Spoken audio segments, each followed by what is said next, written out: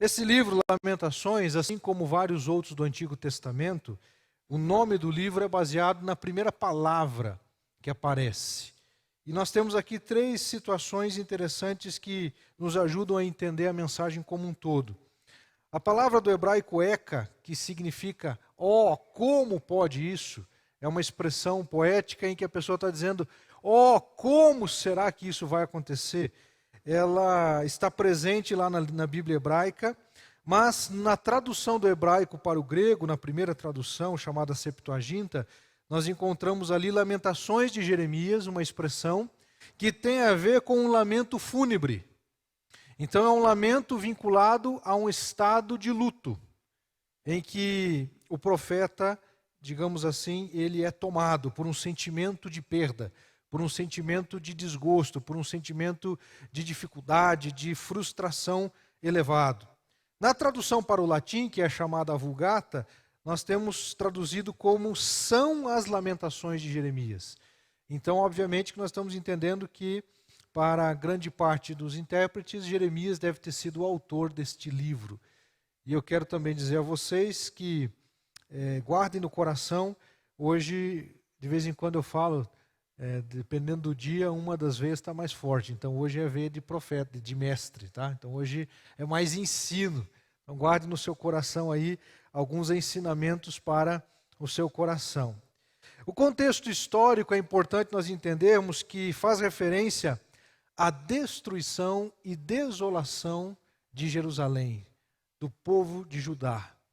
O povo de Israel já havia sido destruído pelos assírios em 722 a.C., e agora este livro retrata o período cujo marco histórico é 587 a.C., momento de luta provocada pela invasão babilônica, aquele famoso rei, aquele famoso imperador chamado Nabucodonosor. Nabucodonosor é quem governava. E o tema central do livro, se você puder fazer a leitura dele toda em algum momento, você observará que várias vezes aparece a expressão "a ira de Deus", ou expressões que nos remetem a pensar e refletir sobre a ira de Deus, provocada pela sua justiça, trazendo punição para um povo que se desvia do propósito original de Deus, se desvia dos planos de Deus. Ainda que a ira de Deus seja um tema forte, um tema que talvez alguns hoje evitem tratar, e digo a vocês que dificilmente você encontrará uma mensagem utilizando o livro de Lamentações. Geralmente você encontrará mensagem utilizando estes versículos que eu já destaquei. Mas quando nós lemos outras passagens, o que faremos dentro em breve, você perceberá que parece um tanto quanto difícil de entender como um homem de Deus faz afirmações que faz no texto que nós veremos em breve e como lidarmos então com estas questões. De maneira que nós precisamos, queridos, analisar alguns temas teológicos desse livro para que possamos então depois fazer algumas aplicações para o tempo de hoje, para as nossas vidas hoje. Pelo menos 5 temas teológicos ou 5 verdades centrais acabam sendo destacadas. O sofrimento a nível nacional como castigo da parte de Deus. Nós encontramos isso também no texto. Há uma intervenção divina que traz castigo para toda a nação. Todos sofrem. De certa forma, essas coisas já começam a comunicar-se alguma coisa conosco. Porque nós vivemos um tempo onde o sofrimento tem alcançado um número grandioso de pessoas. Em todas as nações. Praticamente em todas as nações por causa da pandemia. A justiça de Deus revelando-se em sua ira. E o professor Renato Gusso vai dizer que a ira de Deus deve ser entendida como a manifestação punitiva da justiça de Deus. Isso está vinculado a um terceiro tema, que é a soberania e a figura central de Deus na história. Deus é quem está no controle da história. Na história macro, na história do mundo, na história dos povos, na história das civilizações, na história de todas as pessoas, e precisa também ser entendido por você como o principal na sua história. Às vezes a gente usa algumas expressões do tipo, hoje em dia está comum as pessoas usarem expressões, às vezes eu uso, mas é importante a gente entender que sermos protagonistas da nossa história é algo que precisa ser entendido e compreendido tão somente enquanto formos servos de Deus. Então, atuarmos de uma maneira que permitamos a ação do Espírito de Deus em nós, em que de fato nós deixaremos de ser os protagonistas para que Deus seja a figura central na nossa história. Isso é algo importante considerarmos nesse tempo. Deus figura, aparece em sua trajetória de vida como o principal ou como o secundário, ou como alguém simplesmente distante em todo esse processo. Outro aspecto também que nós podemos identificar é a fidelidade e a misericórdia de Deus. Apesar do tema do livro ser a ira de Deus, fidelidade e misericórdia também estão apresentáveis. Até mesmo porque a ira de Deus, ela não se contrapõe à bondade, à misericórdia, à justiça, o amor, a graça de Deus sobre as nossas vidas. São atributos de Deus que atingem a vida de todos aqueles que creem. E nós nos relacionamos com Deus a partir da compreensão que nós temos acerca desses atributos e do modo como eles afetarão a nossa vida. Bom, qual a razão, meus queridos, desse estudo? Qual a razão de nós olharmos para esse texto, tendo em vista que nós estamos trabalhando a frase em todo o tempo, a esperança? Porque a nossa esperança é Jesus. Contudo, eu tenho acompanhado muitas pessoas ao longo do tempo, tanto hoje quanto no passado, em outros momentos no desenvolvimento do ministério pastoral, que são homens e mulheres de Deus, pessoas sérias, pessoas comprometidas com o reino, que desejam fazer o melhor, desejam fazer a vontade de Deus, mas acabam permitindo que sua fé e sua esperança sejam fragilizados, sejam de alguma maneira impactados. Por que um cristão pode enfraquecer a sua fé? Por que a esperança de alguém pode ser enfraquecida? Se nós olharmos para o texto bíblico, como veremos, nós estamos falando de um homem de Deus. Provavelmente é Jeremias. Mesmo que tenha sido Abacuque quem escreveu, ele escreve a partir do personagem, do profeta Jeremias, das inquietações e das questões que ele coloca para cada um de nós. De maneira, queridos, que a chave para a compreensão dessa narrativa e da aplicação, principalmente da aplicação para o nosso tempo hoje, converge naquilo que eu estou chamando de pensamentos. Lá no texto de Lamentações, capítulo 3, no versículo 20, ele diz: a minha alma continuamente se lembra disso. Na NTLH, nova tradução da linguagem de hoje, ele vai dizer: quando eu penso nisso, eu me abato. E mais à frente ele vai dizer: quando eu penso nisso, eu tenho esperança. Então nós entendemos que a chave para a aplicação deste ensinamento tem a ver com os pensamentos que predominam na nossa mente. Que tipos de pensamento predominam na sua mente? E dependendo do quanto nós favorecemos esses tipos de pensamentos, nós teremos uma determinada colheita. E isso afeta e impacta todos nós. Os mais jovens, os mais experientes. Os mais jovens talvez inquietos por aquilo que está por vir. Os mais idosos, possivelmente por aquilo que já passou. E aí nós precisamos então buscarmos equilíbrio entre estas coisas. Eu contava hoje pela manhã que na minha adolescência eu me via, digamos assim, furtado do presente, tomado por pensamentos excessivos do passado. Ou então, por pensamentos excessivos daquilo que poderia vir e poderia acontecer. De maneira que eu não estava conseguindo gerenciar e administrar bem o que estava vivendo naquele momento. De maneira que eu quero convidar você a acompanhar comigo o texto bíblico lá de Lamentações, capítulo 1, os versículos 3 e 4. Vai aparecer na tela também, você pode acompanhar na sua Bíblia. Lamentações, capítulo 1, versos 3 e 4. Nos diz assim o texto bíblico: Judá foi levado ao exílio, afligido e sob grande servidão. Agora habita entre as nações, sem encontrar descanso. Todos os seus perseguidores o apanharam nas suas angústias. Os caminhos de Sião estão de luto, porque não há quem venha à reunião solene. Todas as suas portas estão desertas, os seus sacerdotes vivem gemendo, as suas virgens estão tristes, e ela mesma se acha em amargura. Ela quem? Jerusalém. Na sequência, capítulo de número 2, versos 1 e 2.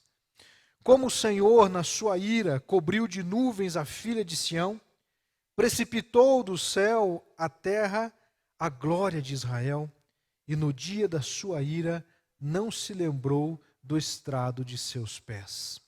O Senhor devorou todas as moradoras de Jacó e não teve piedade.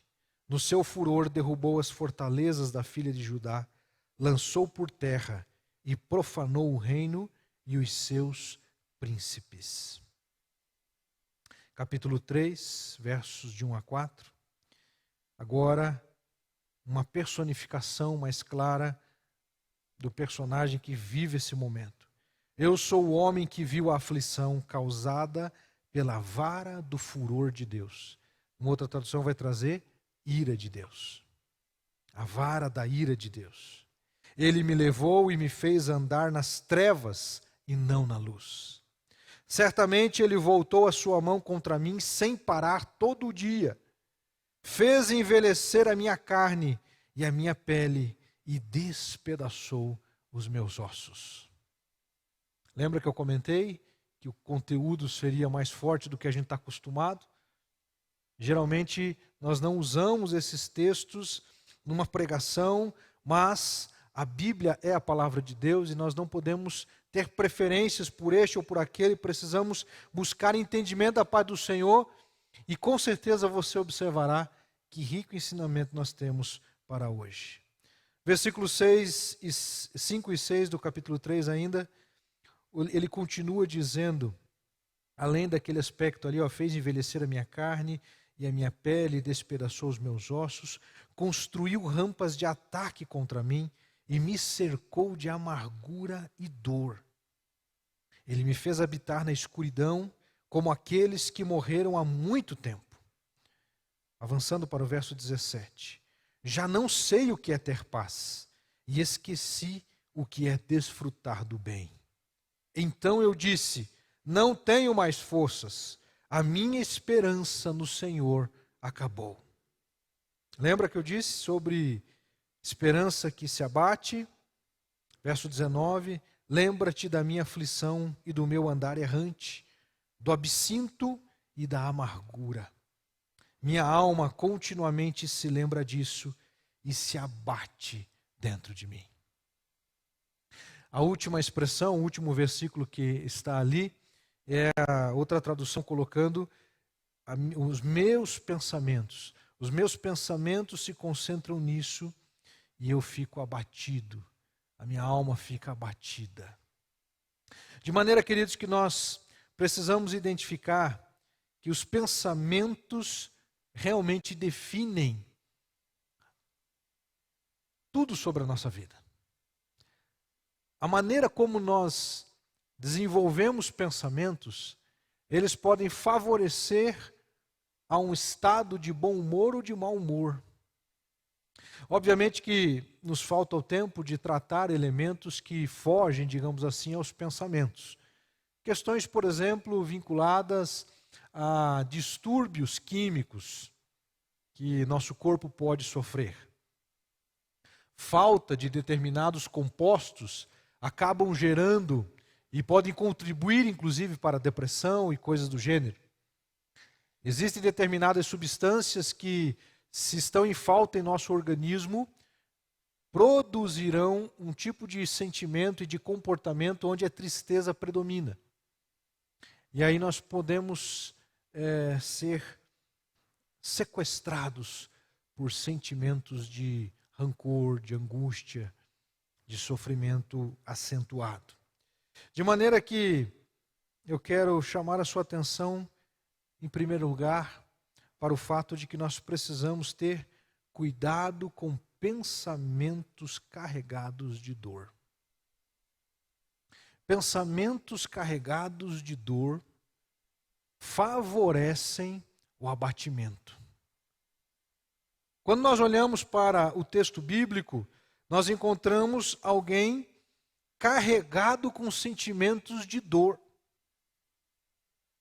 A dor que afligia sua alma, que afligia suas emoções, estavam fazendo com que ele, inclusive, estivesse perdendo a esperança. Lá no verso 18 ele diz: eu não tenho mais forças, a minha esperança no Senhor acabou. A minha esperança no Senhor acabou. Como é possível admitirmos que homens de Deus, homens inclusive cheios do Espírito Santo, podem passar por momentos de dificuldade como estas? O apóstolo Paulo, lá na segunda carta aos Coríntios, no capítulo 1, segundo aos Coríntios, capítulo 1,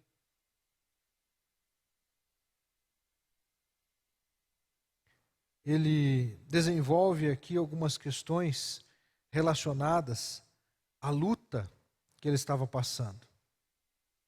Ele diz assim no versículo 3, capítulo 1 de 2 Coríntios: bendito seja o Deus e Pai de nosso Senhor Jesus Cristo, o Pai de misericórdias e Deus de toda consolação. É Ele quem nos consola em toda a nossa tribulação, para que, pela consolação que nós mesmos recebemos de Deus, possamos consolar os que estiverem em qualquer espécie de tribulação. Porque assim como transbordam sobre nós os sofrimentos de Cristo, assim também por meio de Cristo transborda o nosso consolo. Se somos atribulados, é para consolo e salvação de vocês. Se somos consolados, é também para o consolo de vocês. Esse consolo se torna eficaz na medida que vocês suportam com paciência os mesmos sofrimentos que nós suportamos. A nossa esperança em relação a vocês é sólida, sabendo que assim como vocês são participantes dos sofrimentos, assim também serão participantes da consolação. Porque não queremos, irmãos, diz assim no versículo 8, não queremos, irmãos, que vocês fiquem sem saber que tipo de tribulação nos sobreveio na província da Ásia. Foi algo acima das nossas forças, a ponto de perdermos a esperança da própria vida. Então nós encontramos também referência no Novo Testamento de um momento em que Paulo, ao ser provado extremamente, ele vai dizer: chegamos a desesperar da própria vida. Perdemos a esperança de continuarmos vivos. Ele estava, na verdade, admitindo que a sua vida estava chegando ao fim. E de maneira que nós precisamos, queridos, entender e compreender que estas coisas fazem parte da nossa existência. Precisamos também considerar que o nosso perfil, o nosso estilo, lida diferente com as situações que estão à nossa volta e principalmente com essas questões de abatimento. Tem pessoas que dificilmente se deixam abater com sentimentos de tristeza, o que não significa que elas não venham a passar do seu jeito, à sua maneira, também situações de desespero ou de perda da esperança. A questão é que o nosso perfil, o nosso comportamento, e aí cada possibilidade de interpretação psicológica, você explorará esse tema. Você pode explorar naquela configuração dos temperamentos, que fala sobre o fleumático, sanguíneo, colérico e melancólico. cujos temperamentos melancólico e fleumático geralmente têm uma tendência à melancolia. Ou então pode também vincular-se a um outro tipo de leitura psicológica, aquelas ferramentas, por exemplo, do DISC, que analisa ali o comportamento, o cara que é comunicativo e assim por diante. Então, independentemente da maneira que você utiliza ou que os estudiosos utilizem as ferramentas que a psicologia pode nos dar, eu quero mostrar para vocês a necessidade de olharmos para a palavra de Deus e nela encontrarmos os recursos para sairmos desta situação que o profeta se encontrava. Cuidado com pensamentos carregados de dor. O profeta estava acentuando esses pensamentos. Ele coloca-os dessa forma: minha alma continuamente se lembra disso e se abate dentro de mim. Precisamos estar atentos, porque quanto mais pensarmos naquilo que nos abate, mais abatidos ficaremos. E se não tomarmos conta, não tomarmos cuidado, estes pensamentos podem reger toda a nossa vida. Reger como gastamos os recursos, reger como nos relacionamos com as pessoas, transformar a vida num verdadeiro espécie, num tipo de inferno. Não é adequado dizer isso, porque inferno, de fato, é aquele que a Bíblia apresenta como um estado permanente de separação de Deus e de sofrimento constante. Mas aqui nós podemos experimentar de coisas diferentes. Recentemente estava preocupado com um tema que tem sido recorrente na minha mente. E ao acordar, a Neuza perguntou, ela me viu pensativo e disse: em que você está pensando? Aí eu disse para ela no que eu estava pensando.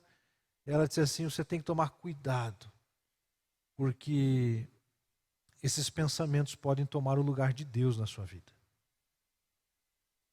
E quando eu comecei a analisar nas palavras que ela estava naquele momento me colocando, realmente fez todo sentido, porque quando eu permito que uma preocupação perdure e passe a maior parte do tempo na minha mente com aquela preocupação focada, significa que eu não estou descansando em Deus.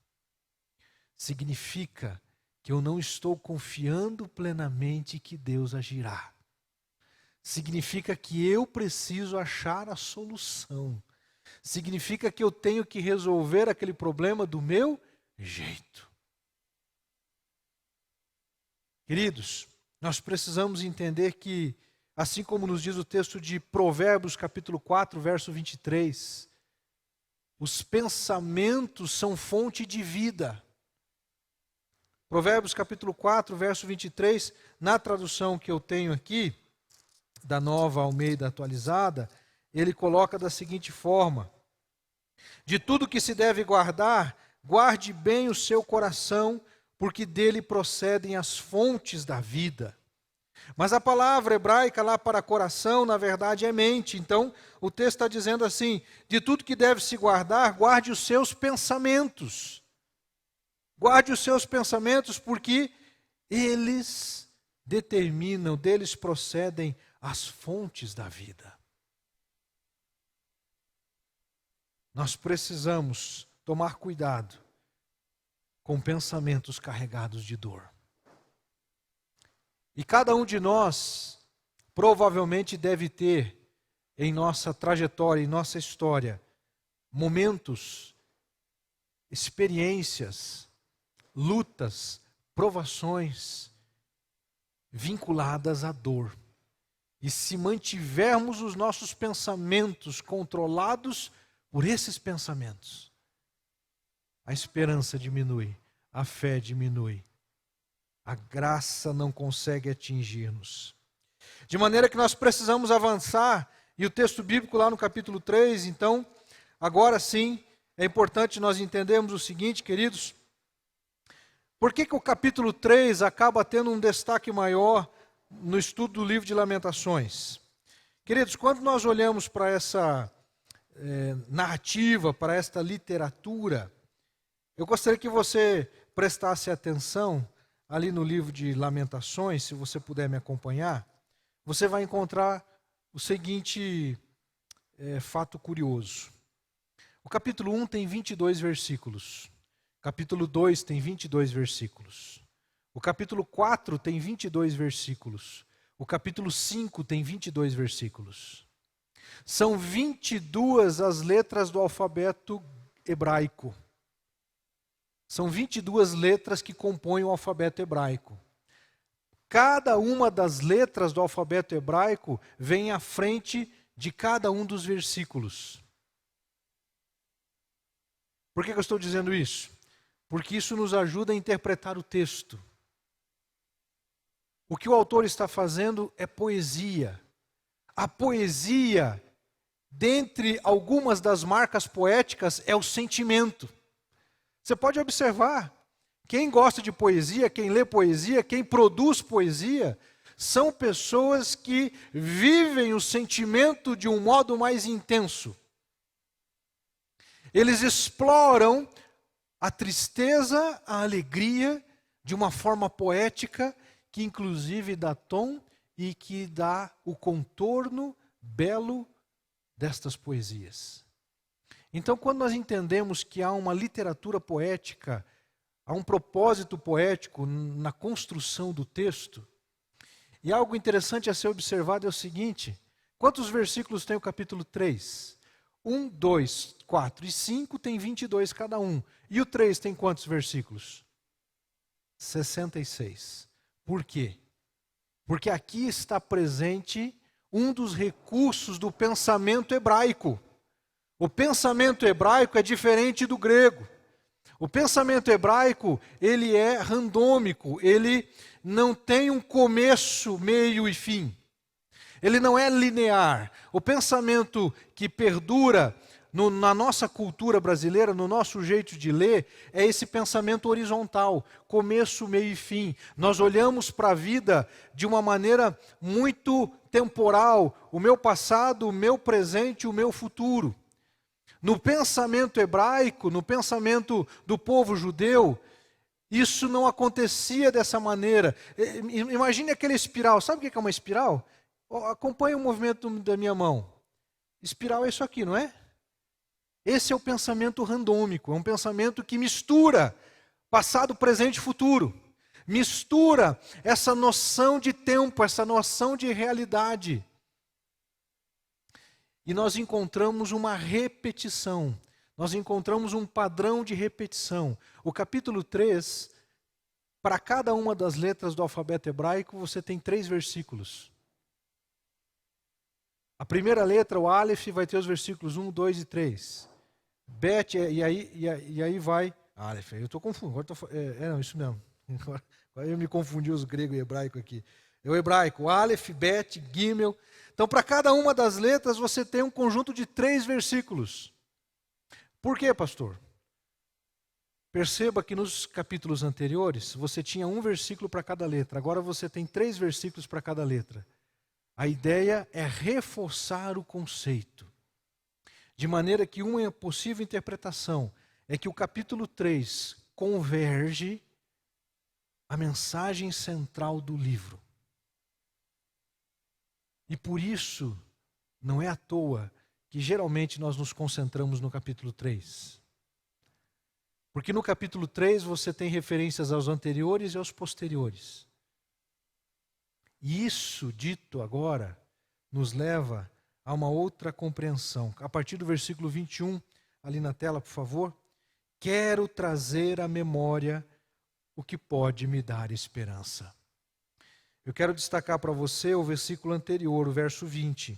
Minha alma continuamente se lembra disso. Ou seja, meus pensamentos se lembram disso, se lembram do sofrimento, se lembram do pecado do povo de Deus, e por isso a ira de Deus se manifesta, trazendo sofrimento ao povo naquele tempo. A minha alma continuamente se lembra disso e se abate dentro de mim.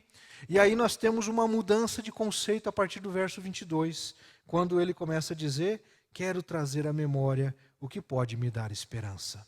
As misericórdias do Senhor são a causa de não sermos consumidos, porque as suas misericórdias não têm fim. Renovam-se cada manhã, grande é a tua fidelidade. A minha porção é o Senhor, diz a minha alma, portanto esperarei nele. O Senhor é bom para os que esperam nele, para aqueles que o buscam.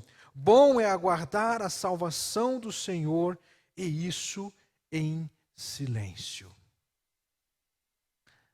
Observe que nós estamos lidando com um personagem cujos pensamentos eram efusivos, enérgicos, constantes, tanto para a tristeza quanto para o momento em que ele percebe, opa, é possível ter outros pensamentos.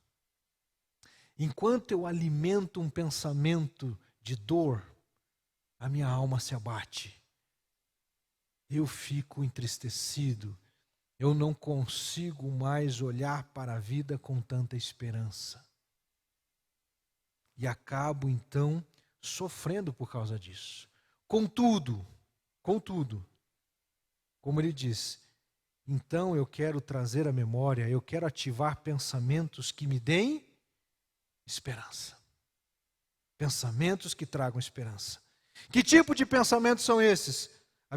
As misericórdias do Senhor são a causa de não sermos consumidos, porque as suas misericórdias não têm fim, renovam-se a cada manhã. Precisamos, meus queridos, construir pensamentos carregados de fé.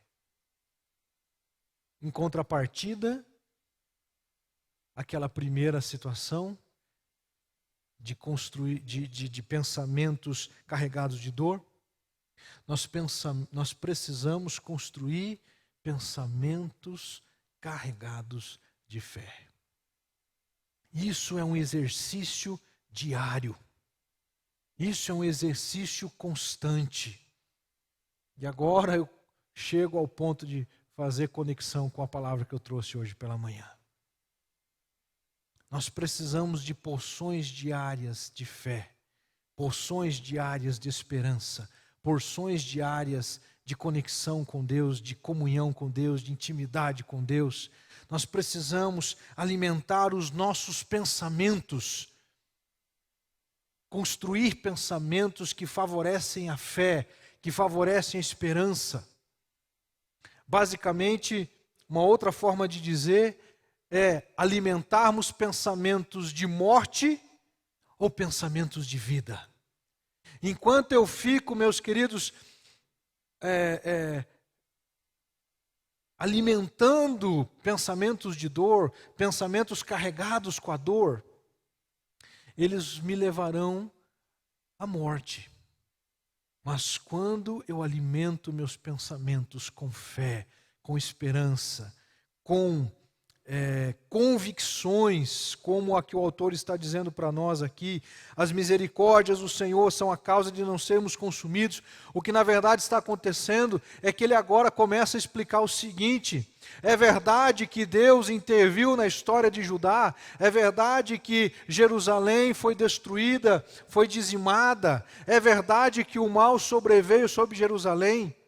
Contudo, o que ele está dizendo é o seguinte: mas Deus, na sua misericórdia, ainda manteve Israel vivo.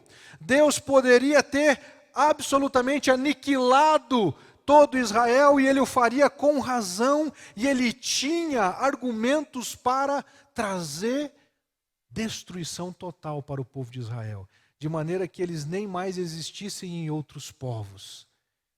Então o profeta vai começar a entender o seguinte: que apesar da ira de Deus ter pesado a mão sobre Israel, sobre Judá, ela ainda foi com misericórdia. Deus ainda agiu com misericórdia, porque poderia ter sido muito pior. Por isso, meus irmãos, os dias são difíceis. A ira de Deus tem se manifestado sobre a humanidade também. Mas ele também tem agido com misericórdia. Porque a maioria dos casos da pandemia tem sucesso, tem vitória. Para aquele que sofre na pele uma dor mais aguda, é mais difícil de compreender. Mas quando você consegue fazer uma leitura, tente fazer um exercício de se afastar da situação. Amados, quando nós estamos passando por uma provação, estamos passando por uma luta, por uma dificuldade, nós temos a tendência de ficarmos mergulhados naquele problema. Temos a tendência de ficarmos ali em volta dele e se lamentando diante de tudo aquilo. Faça um exercício de se afastar do problema. Tente olhar para você distante de você. Tente enxergar você e as suas atitudes de fora. Tente se colocar no lugar da sua esposa quando você está enraivecido, irritado, nervoso, tenso. Tente se colocar no lugar dela, olhando para aquele homem nervoso, tenso, bravo, briguento. Você, mulher, tente se colocar no lugar do seu marido, quando você está igual aquela mulher de Provérbios lá, igual uma mulher, Provérbios vai comparar a mulher rixosa com uma goteira. Você gosta de goteira? Goteira é um negócio que chega um momento que irrita, não irrita? Provérbios vai dizer que tem mulher que é igual goteira. Então, minha querida, se porventura, espero que não seja o caso de nenhuma de vocês aqui, tenta se colocar no lugar do outro. Você, adolescente, quando o pai e a mãe chegam em casa e a casa está uma bagunça, você não arrumou seu quarto, a louça está caindo pelas tabelas, como diz o negócio, tenta se colocar no lugar dele, no lugar dela.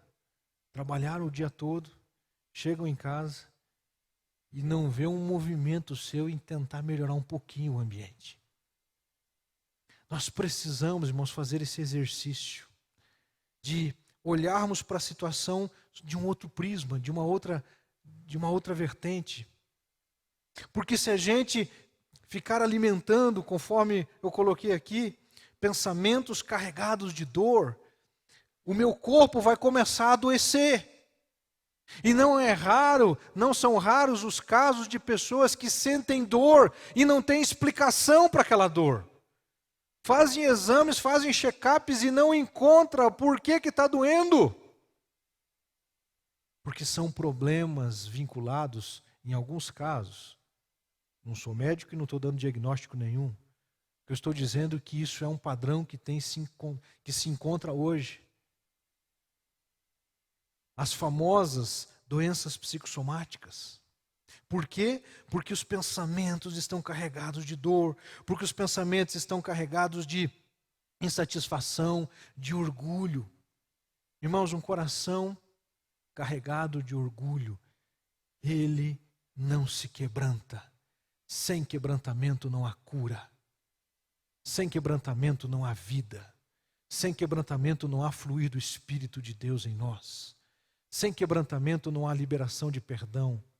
Sem quebrantamento não há dedicação e consagração plena no altar do Senhor. Nós vamos levando a vida do jeito que dá e vamos tentando muitas vezes nos enganar que estamos bem. Fechando toda essa reflexão, tem como colocar a última tela lá, por favor? Eu estou trazendo aqui agora, meus irmãos, essa mesma, a versão da linguagem de hoje.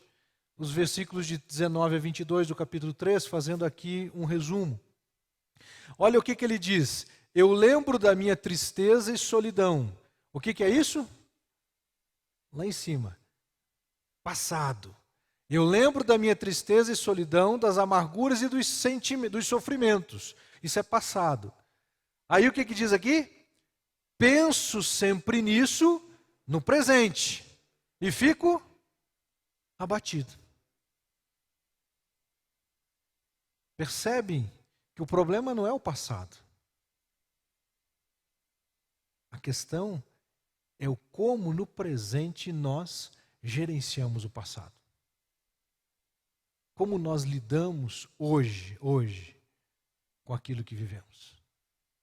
Mas ele continua dizendo, mas a esperança volta. Na linguagem de hoje ele vai dizer lá, a esperança vai embora. E aí depois ele diz, mas a esperança volta. E ela volta quando? O que é esperança? Esperança é futuro. Eu dizia hoje pela manhã mais uma vez sobre isso. Nós temos que ter gratidão para com o passado, fé no presente e esperança para com o futuro. Mas a esperança volta quando penso, presente, no seguinte: o amor do Senhor Deus não se acaba e a sua bondade não tem fim. Glórias a Deus.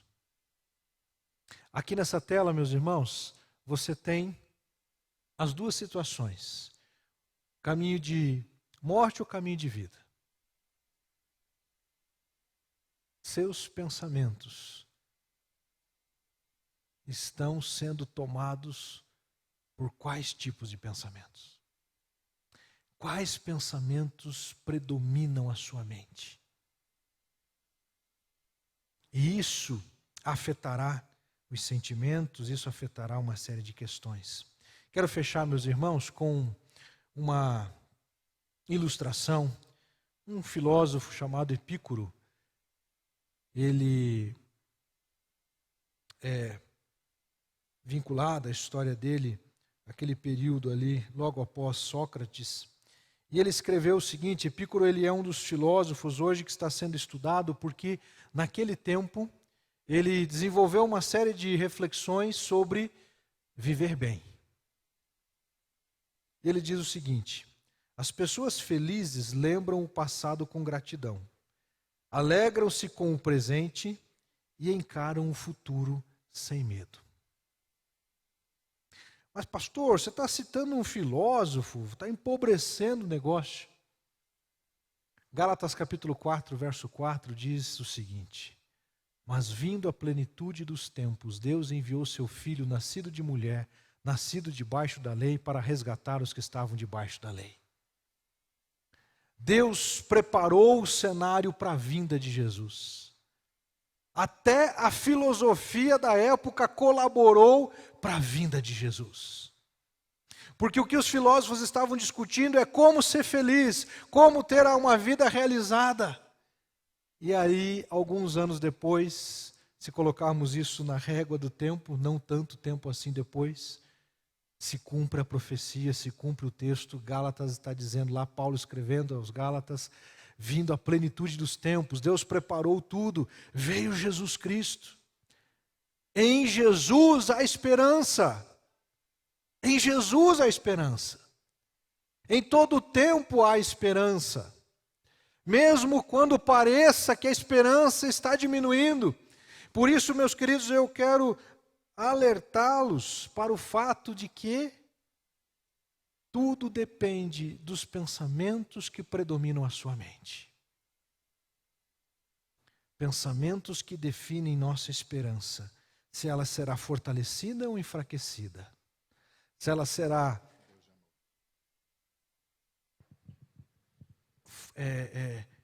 ampliada ou diminuída. Tenha cuidado com o que você pensa, pois a sua vida é dirigida pelos seus pensamentos.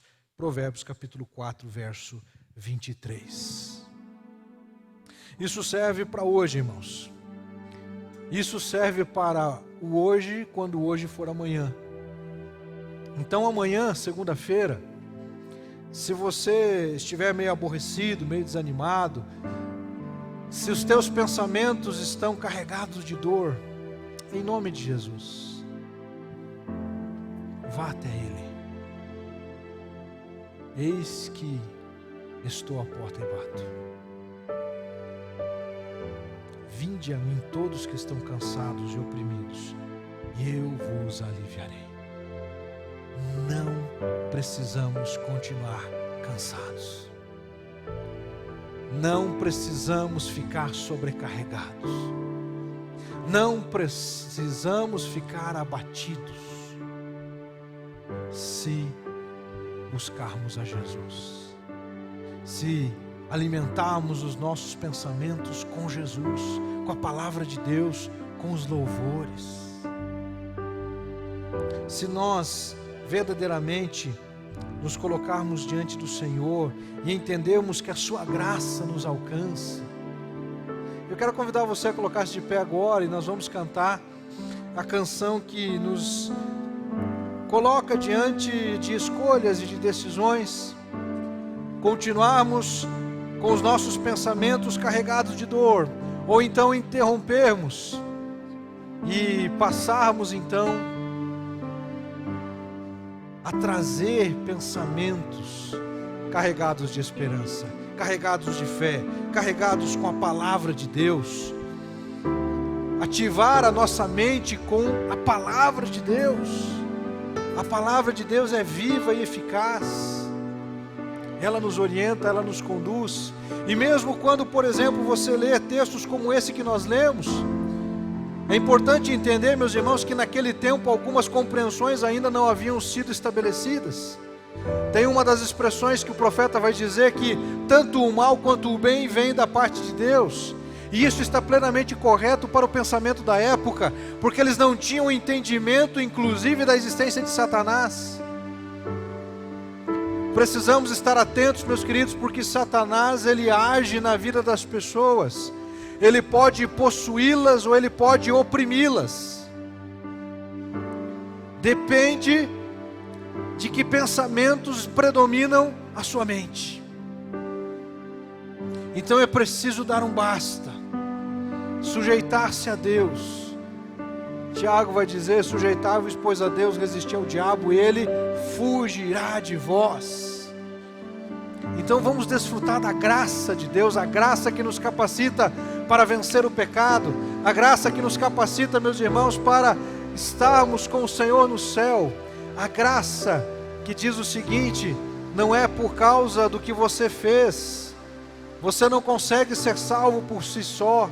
É a graça de Deus que nos alcança, e é essa graça que nos permite viver o seguinte: quando eu entendo que a vida é sobre a graça de Deus, o pecado não faz mais sentido, e aí eu entendo que a misericórdia do Senhor se renovará sobre nós. Eu convido você a adorar a Deus cantando uma canção que fala sobre a graça, e aí nós vamos orar, e depois nós vamos buscar o enchimento dessa graça de Deus, do encher-se do Espírito mais e mais sobre as nossas vidas.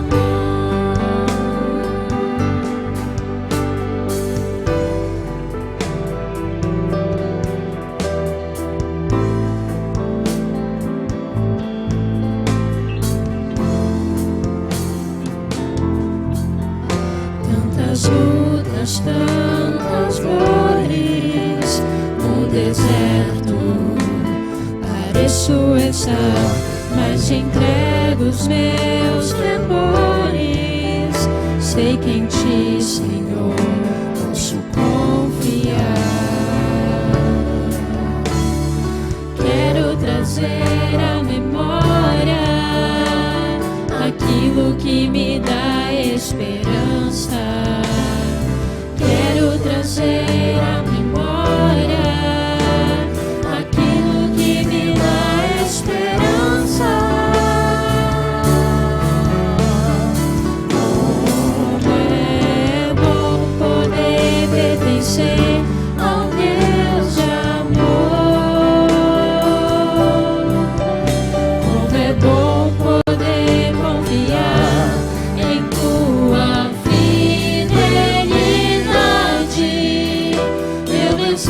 descanso em ti.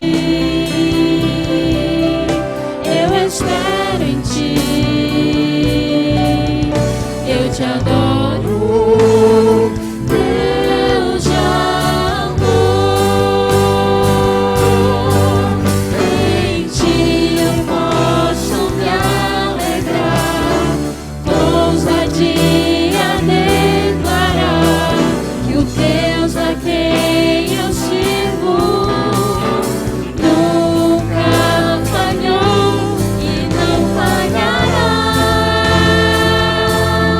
Não falhará. Como é bom poder pertencer ao Deus de amor.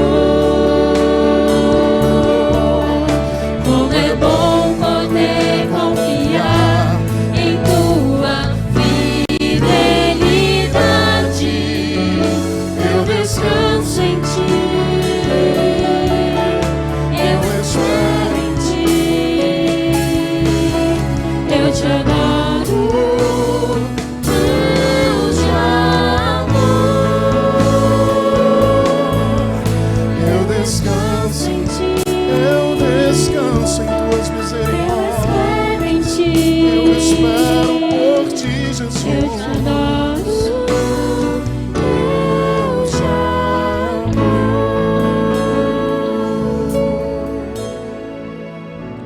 Você quer descansar no Senhor? Amém? Vamos orar nesse momento, queridos, e realmente escolhermos. Dizia hoje sobre a necessidade de escolhas diárias, diariamente. Hoje você precisa escolher construir pensamentos carregados de fé, carregados de esperança. E os pensamentos, eles devem predominar os sentimentos, a ponto dos sentimentos serem determinados pelos pensamentos. O problema, queridos, é que nós invertemos isso. Nós deixamos que os sentimentos, as emoções, que o estado pecaminoso da alma predomine, e aí o pensamento é dominado pela emoção. Isso explica porque às vezes acontecem tantas catástrofes, acontecem tantas atrocidades. Isso explica porque às vezes uma pessoa mata outra e diz: eu não pensei no que eu fiz. É por isso que às vezes o marido dá um soco, um tapa na esposa e depois se arrepende, porque a emoção tomou conta. É por isso que às vezes a mãe xinga o filho, xinga a filha, fala palavrão, porque deixou a emoção tomar conta. E aí depois a gente entristece, o sentimento continua sendo ruim, porque a gente continua escravo daquela emoção pecaminosa. Mas quando a gente pensa antes, reflete antes: ah, pastor, mas isso é difícil quando a gente quer controlar. A Bíblia diz, meus queridos, em Gálatas capítulo 5, que quando nós somos dominados pelo Espírito, não satisfaremos os desejos da carne. Que quando eu buscar em Deus, o Senhor vai me dar graça para vencer aquela tentação. Se eu estou sendo tentado para utilizar e dar vazão ao vício, o Senhor me dará graça, porque Ele me fará vencer aquela vontade, porque a vontade está vinculada ao desejo. O desejo tem a ver com sentimento. Tem muitas pessoas, meus queridos, que eles buscam, por exemplo, no álcool, aplacar aquele sentimento de tristeza, de raiva. Então ele bebe para tentar melhorar a situação, a maconha e assim por diante. Nós precisamos entender que quando nós somos controlados pelo Espírito, os desejos da carne não vão prevalecer. E aí a gente vai começando a viver uma vida de liberdade, onde mais e mais a graça de Deus vai me alcançando, e os sentimentos são bons. Não significa que em alguns momentos eu não vou ficar triste, eu não vou passar por dificuldades, só que eu não vou me deixar dominar por eles. E nós vamos, pelo Espírito Santo, vencer as tentações, as vontades nocivas, os maus desejos. Coloque a sua mão sobre o seu coração, se você deseja nessa hora pedir uma graça de Deus sobre a sua vida. Se você quiser, faça isso comigo. Apenas simbolicamente, com isso eu estarei orando, pedindo que Deus abençoe a você, assim como os pedidos que vamos orar na sequência. Senhor, nosso Deus e nosso Pai, quantas e quantas vezes, Pai, nós sofremos, porque estamos com os nossos pensamentos carregados de dor. Ó Senhor, dá-nos da Tua graça, para que possamos construir pensamentos carregados pela fé, pela esperança, na Tua palavra, Senhor. Em nome de Jesus, ó Deus, eu clamo agora por cada um destes que coloca a sua mão sobre o seu coração. Deus querido, é apenas um gesto, mas com este gesto, eu peço que a Tua mão, ó Pai, seja nesta hora a mão, ó Deus, que traz cura para a alma, que traz cura para as emoções, que arranca os sentimentos maus e que traz pensamentos de vida, pensamentos de paz, pensamentos de amor, pensamentos de graça. Em nome de Jesus, faz isso com os meus queridos que aqui estão e com aqueles que estão, ó Deus, em seus lares, em suas casas. Que a Tua bênção os alcance, nos alcance.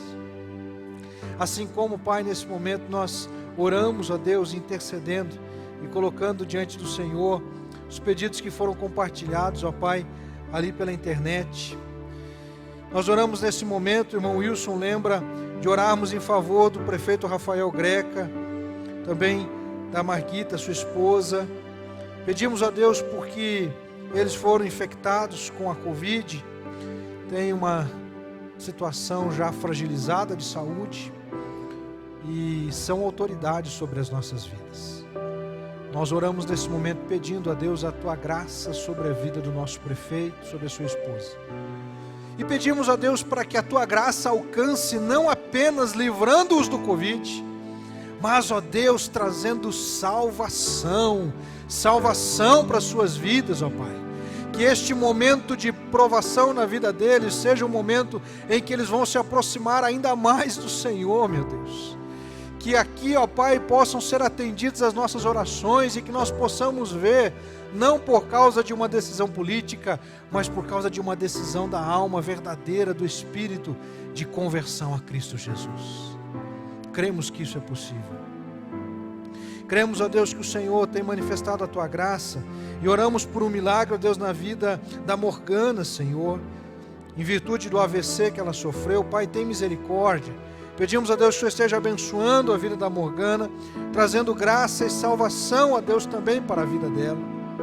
Pedimos a Deus que o Senhor manifeste a Tua bênção também sobre a vida da Carmen, nossa irmã, também, ó Deus, diagnosticada com a Covid. Ó Deus, que o Senhor abençoe, que ela possa, em nome de Jesus, ó Pai, ser liberta, livre, ó Deus, de todo e qualquer sintoma negativo, ó Pai. Que o Senhor abençoe a nossa irmã Carmen, a sua família, seus filhinhos, livrando-os, ó Pai, também de contágio.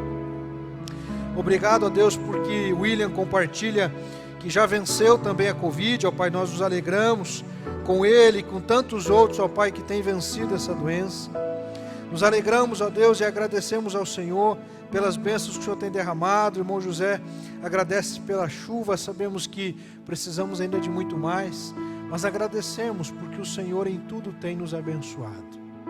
Continua conosco, ó Pai, abençoe este primeiro período de 7 dias de jejum e oração. Senhor querido, que o Senhor abençoe para que amanhã, às 6h30, nós estejamos com dezenas de pessoas ali conectados, ó Pai, na sala de oração. Que o Senhor nos dê a graça de vivermos um tempo abençoador, maravilhoso, cheio do fluir do Teu Santo Espírito em nós. Abençoa, Pai, toda a nossa semana, e o próximo final de semana, e as atividades, e também o final de ano que está chegando. Tantas decisões, tantos processos, tantas mudanças temos vivenciado enquanto igreja, e pedimos ao Senhor que nos conduza em cada uma delas. E oramos assim agradecidos e pedindo em nome de Jesus e para a glória do Senhor. Amém.